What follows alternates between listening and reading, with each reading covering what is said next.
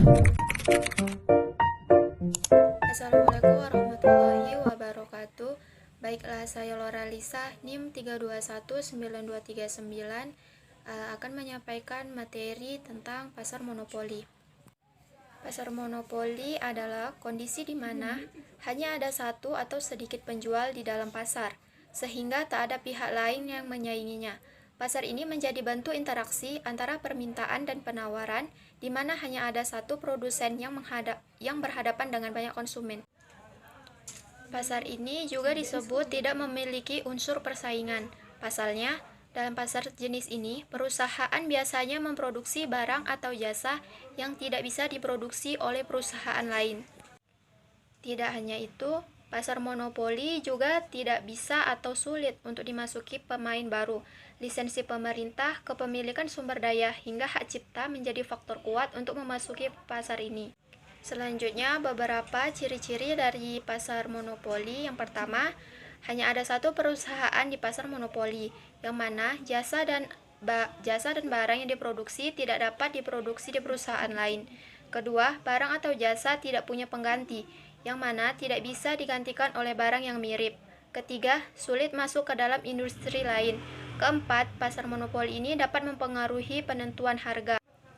Dan yang kelima, pasar monopoli ini tidak perlu melakukan promosi iklan, karena barangnya yang sejenis. Sekian penyampaian materi dari saya. Wassalamualaikum warahmatullahi wabarakatuh. Baiklah, saya Nur Azizah, NIM 3219241 akan melanjutkan penjelasan materi tentang pasar oligopoli. Pasar oligopoli merupakan pasar di mana terdapat beberapa penjual dan masing-masing penjual dapat mempengaruhi harga pasar. Pasar oligopoli ini terdapat dua jenis, yaitu pasar oligopoli murni dan pasar oligopoli dengan pembedaan. Pasar oligopoli murni merupakan praktek oligopoli dengan barang yang diperdagangkan bersifat identik. Sedangkan pasar oligopoli dengan pembedaan merupakan praktek oligopoli di mana barang yang diperdagangkan dapat Assalamualaikum dibedakan. warahmatullahi wabarakatuh. Baiklah, saya Karanil Hidayati, NIM 3219237 akan menjelaskan tentang monopsoni. Monopsoni merupakan keadaan pasar dengan jumlah penjual yang banyak dan pembeli yang tunggal. Monopsoni merupakan salah satu kondisi pasar persaingan tidak sempurna, di mana keadaan pasar di dalam monopsoni berkebalikan dengan pasar oligopoli dan monopoli. Di mana contoh dari monopsoni ini adalah itu peternakan susu sapi yang menjual susu sapinya kepada satu pembeli dikarenakan hanya ada satu pembeli di daerahnya. Sekian, terima kasih. Assalamualaikum warahmatullahi wabarakatuh. Saya Razi Hardian Saputra dengan NIM 3219240 akan melanjutkan review materi, yaitu pasar oligopsoni. Yaitu pasar oligopsoni merupakan suatu jenis pasar yang memiliki banyak penjual dan beberapa pembeli saja. Untuk harga produk ditentukan pembeli atau konsumen. Ciri-ciri pasar oligopsoni yaitu yang pertama, jumlah penjual dan pembeli tidak seimbang. Yang kedua, produk barang mentah. Yang ketiga, pembeli yang menentukan harga produk. Yang keempat, pendapatan jadi tidak merata. Dan yang terakhir yaitu perselisihan sering terjadi.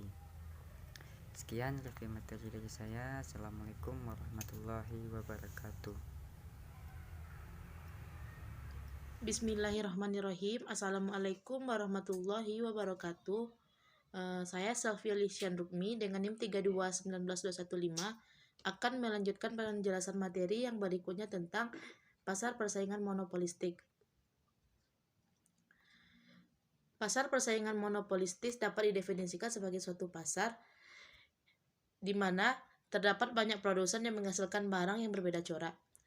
Pasar persaingan monopolistik pada dasarnya adalah pasar yang berada di antara dua jenis pasar yang ekstern, yaitu pasar persaingan sempurna dan monopoli.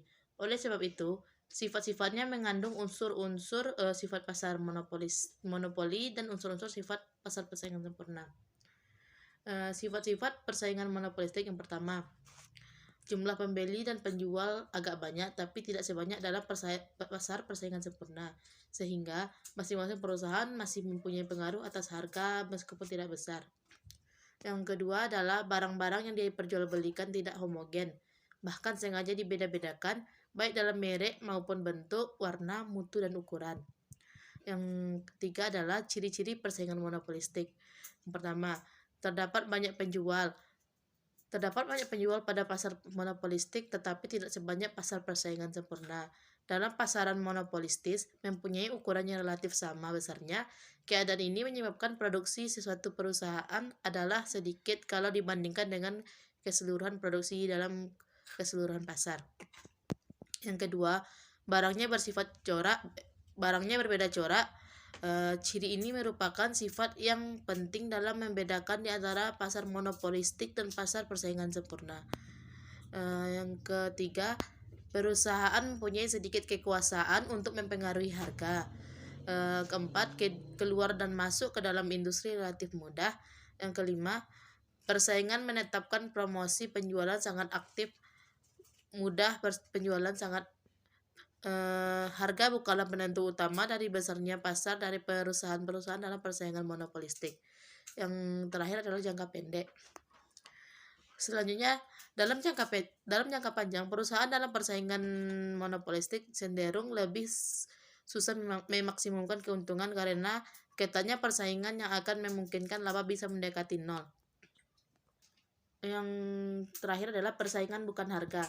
Persaingan bukan harga pada hakikatnya mengandung arti usaha-usaha di luar perubahan harga yang dilakukan oleh perusahaan untuk menarik lebih banyak pembeli atas barang yang diproduksinya. Contohnya dari pasar persaingan monopolistik adalah pasar sepeda motor di Indonesia dan pasar sampo atau sabun mandi di Indonesia, dan lain-lain. Analisis jangka pendek dan jangka panjang pada monopolistik, yaitu dalam jangka pendek, syarat keuntungan maksimum dan besarnya keuntungan yang akan diperoleh perusahaan dalam persaingan monopolistik adalah sama dengan bentuk persaingan yang sudah dijelaskan sebelumnya pada persaingan monopoli. Hanya saja dalam persaingan monopolistik, kebijakan diferensiasi produk dan periklanan memegang peranan yang sangat penting guna mencapai keuntungan optimal. Sekian pembahasan materi dari saya. Selanjutnya akan dilanjutkan oleh rekan saya. Saya akhiri. Assalamualaikum warahmatullahi wabarakatuh. Assalamualaikum warahmatullahi wabarakatuh. Baiklah, di sini saya Okta dan Winda, NIM 321918. Baiklah, di sini saya akan melanjutkan presentasi dari kelompok kami, yaitu bagian pesaing bukan harga. Yang dimaksud dengan pesaing bukan harga yaitu usaha di luar perusahaan harga yang dilakukan oleh perusahaan untuk menarik lebih banyak pembeli atas barang yang diproduksi. Pesaing bukan harga ini dibedakan menjadi dua, yaitu pesaing bukan harga, tetapi lewat diferensi. Maksudnya di sini yaitu produk adalah usaha untuk membedakan produk yang dihasilkan oleh perusahaan untuk memberikan daya tarik baik langsung maupun tidak langsung kepada konsumen dibandingkan perusahaan lain yang menghasilkan produk yang sama atau sejenis ataupun yang berbeda. Yang kedua yaitu persaingan bukan harga, tetapi lewat periklanan. Periklanan di sini adalah bagian dari kegiatan promosi yang dilakukan dengan sengaja.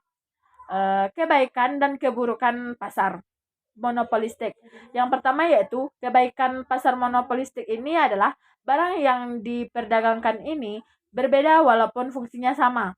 Perbedaan ini bisa dilihat dari kualitas atau bahan harga, pelayanan, warna, dan lainnya, sehingga perusahaan terdorong terus untuk bermotivasi.